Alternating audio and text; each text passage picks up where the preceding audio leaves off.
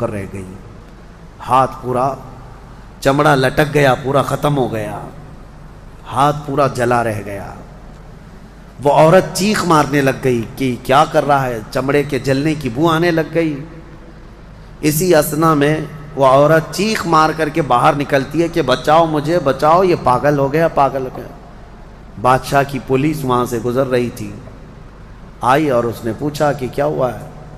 کہا کہ اس عابد نے میری عزت پر حملہ کر دیا۔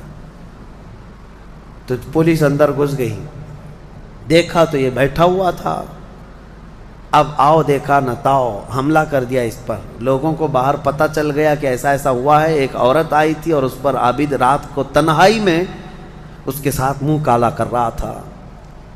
تو لوگوں نے مارنا شروع کیا، اتنا مارا کہ وہ عابد مر گیا، انتقال ہو گیا، ختم ہو گیا۔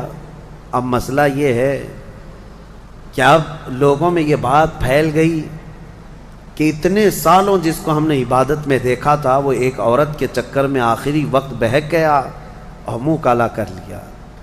اب اس کے بعد اس کو اٹھاتے ہیں، اٹھا کر کے قبرستان میں جب دفن کرنے کے لیے رکھا گیا، قبر میں جیسی رکھتے ہیں اس قبر میں تیز خوشبو بھر چکی ہے، ہر جگہ سے خوشبو کے جھونکے آ رہے ہیں۔ لوگوں نے کہا یہ بدکار آدمی کی قبر میں اتنی خوشبو کہاں سے آ رہی؟ اس کو دفن کر دیا اور یہ بات مشہور ہونے لگ گئی۔ بادشاہ خود بھی آیا، پوچھا یہ کیا مسئلہ کیا ہے؟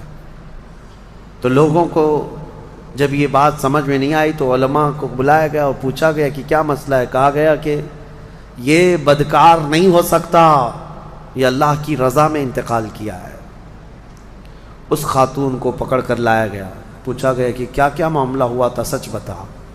اس عورت نے بتایا کہ اس کا کوئی مسئلہ نہیں تھا، یہ ڈرتا رہا اللہ سے اور آخرت سے ڈرتا رہا، اور رات میں یہ بیٹھ کر کے اپنی انگلیاں جلا لیا تھا، اور یہ کہتا تھا کہ میں دیکھتا ہوں دنیا کی آگ سے میں برداشت کر پاتا ہوں تو ٹھیک ہے میں تیرے ساتھ مزہ کروں گا، نہیں تو پھر آخرت کا عذاب اس سے بھی بڑا سخت ہے۔ وہ یہ کہتا رہا اور میں بھاگ کر گئی، اتنے میں لوگ آئے اور اس کو مار دیے۔